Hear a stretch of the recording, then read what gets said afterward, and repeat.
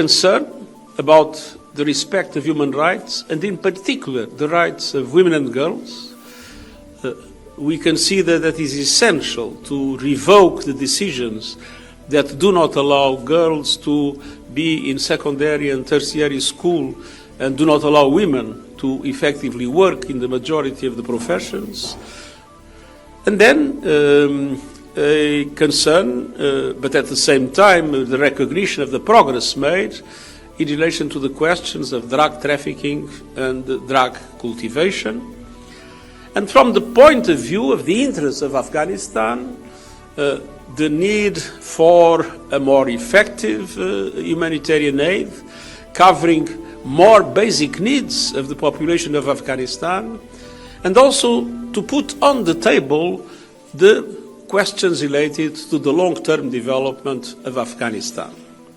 So in relation to all these aspects, the programmatic aspects of the independent review, there was a total consensus among the group. On the other hand, we recognize that in a number of aspects, a lot of things are happening on the ground. There is a very intense economic cooperation between Afghanistan and its neighbors, in trade, in infrastructure, in water, in other dimensions, and that is positive. There are different forms of bilateral engagement, for instance, cooperation with Afghanistan in relation to the suppression of drug cultivation, cooperations in relation to fighting ISIS, and different other forms of relationship and cooperation with the de facto authorities. Our group considered that those things are positive, that those things should move on. But we also recognize that there is an essential set of questions in which we are stuck. On one hand, Afghanistan remains with a government that is not recognized internationally and in many aspects not integrated in the global institutions and in the global economy. And on the other hand, there is in the international community a perception that inclusivity has not improved, that the situation of women and girls and human rights in general has in fact deteriorated in recent times, and that the problems of the fight against terrorism are not entirely solved.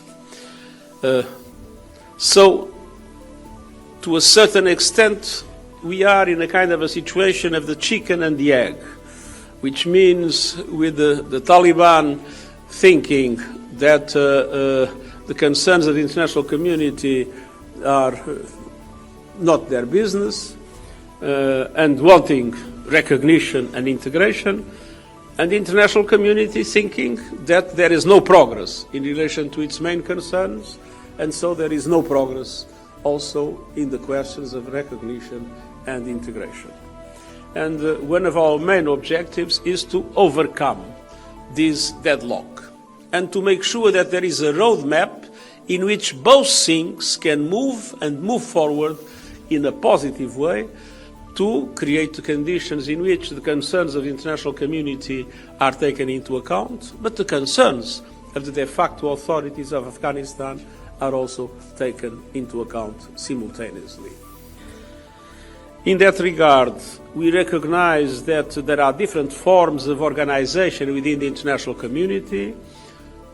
There are several bilateral engagements with the Taliban. There are different formats of groups in different parts of the world. And there is a need for better coordination.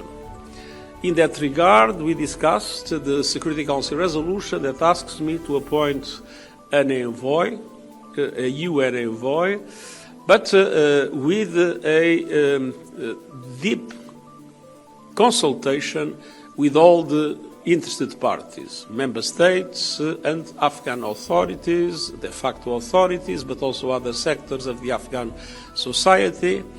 And it was decided that I would initiate a serious process of consultations to see if there are conditions to create a UN envoy that might be able not only to have a coordinating role in relation to the engagements that are taking place, but that also can work effectively with the de facto authorities of Afghanistan. And I will initiate immediately those consultations, reporting back naturally to the Security Council. On the other hand, there was a decision that this format, that as today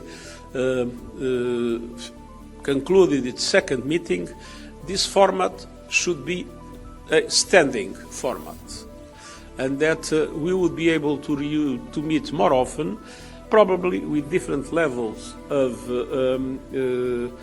in its composition, depending on what is discussed, but also creating the conditions for, in a next meeting, to have the presence of the de facto authorities of Afghanistan that this time did not accept, as you know, my invitation.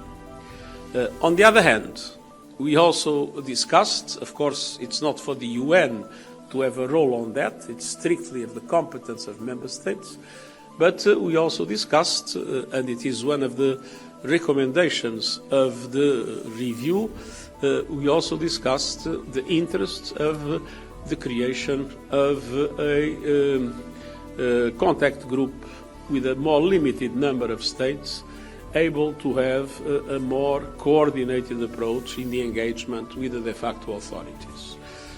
Up to member states to decide how to create it.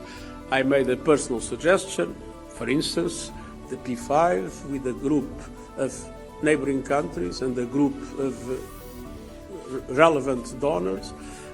If the three parts combined could create a contact group, I believe it would be a way to have coherence in the way the international community is engaging with the de facto authorities of Afghanistan. But again, that was a personal idea. It's up to member states to decide or not to form this contact group. This meeting, as you see, was extremely productive. We reached consensus on, I would say, the key issues that are to be discussed between the international community and the de facto authorities, and an important set of operational conclusions to allow us to be more effective in the future. And I sincerely hope that this will produce results.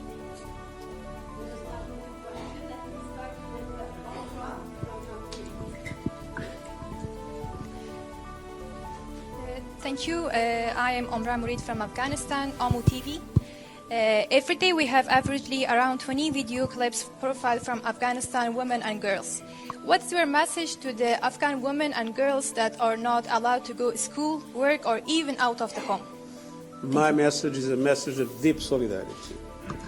I have 3 granddaughters.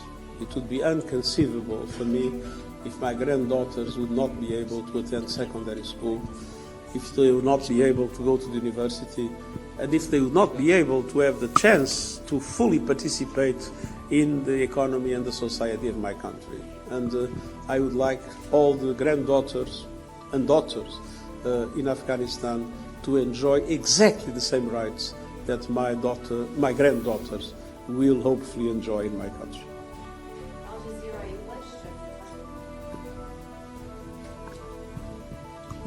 Thank you. Mr. Secretary General, this is Rasul Sardar from Al Jazeera. So you have talked about the items that there is a consensus on, but also you set up the new objectives for the next meeting. However, so Taliban is not here, which is practically in charge of the country. So without Taliban being present, how are you going to move forward? And secondly, there have been some of the reports that one of the reasons that Taliban rejected joining this meeting was the lack of proper communication. Well, as a matter of fact, I received a letter with a set of conditions to be present in this meeting that were not acceptable. These conditions, first of all, denied us the right to talk to other representatives of the Afghan society, and demanded a treatment that would, I would say, to a large extent be similar to recognition. If the reason was lack of communication, I'm very happy, because I can then make sure that the next time there will be perfect communication, and then the problem will not exist.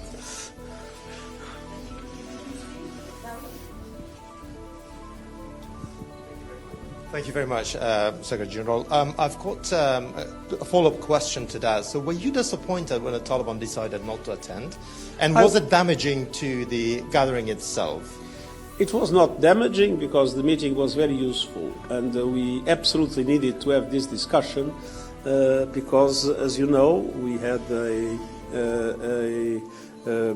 report that went to the Security Council, that the Security Council asked member states to take fully into account, and that contains a strategy that was very important to be endorsed by this group of states. So the meeting was extremely useful.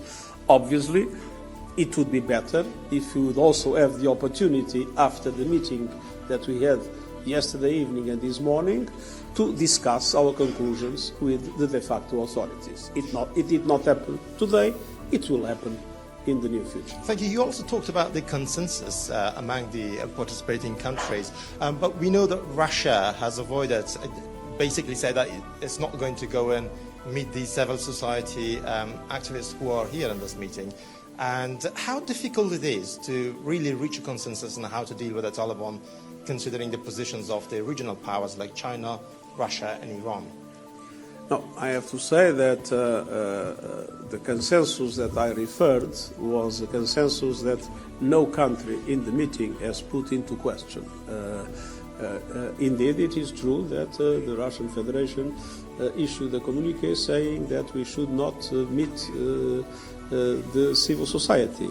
I am terribly sorry, but I am in total disagreement. I think it would be very important to meet with the de facto authorities, but I think it's also very important to listen to other voices in the Afghan society. Hi, Callum Payne from Agence France Presse. I know you've said that the Taliban didn't accept the UN's invitation to come, but I was wondering if you could just completely confirm. I couldn't understand.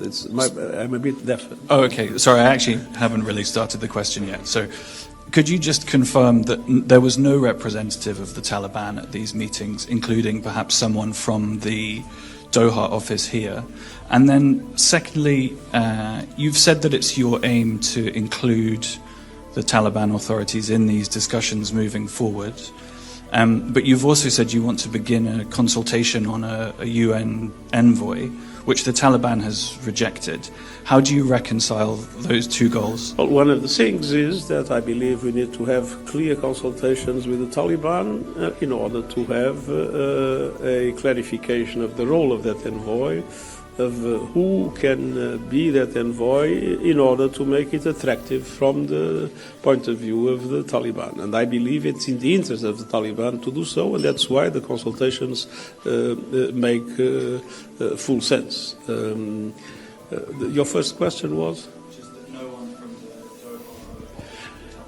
Doha. No, but there was a meeting today between the representative of the Taliban in Doha and Ms. Rosemary DiCarlo. So the contacts are moving on, and they will move on, and the UNAMA's activity will be in full swing in Afghanistan. I hope we are not discussing a divorce, but we are discussing, as it was said, a failure of communication.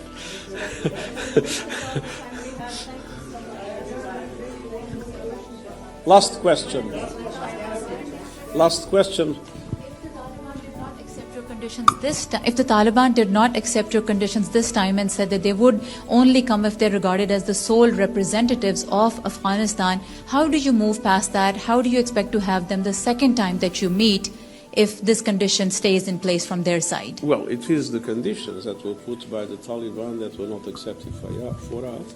And so I think that, as I said, we will need now, with this format, as a standing format, and with different levels of organizing the meetings, I think we will find easily a solution to allow for the participation of the Taliban. Thank you very much.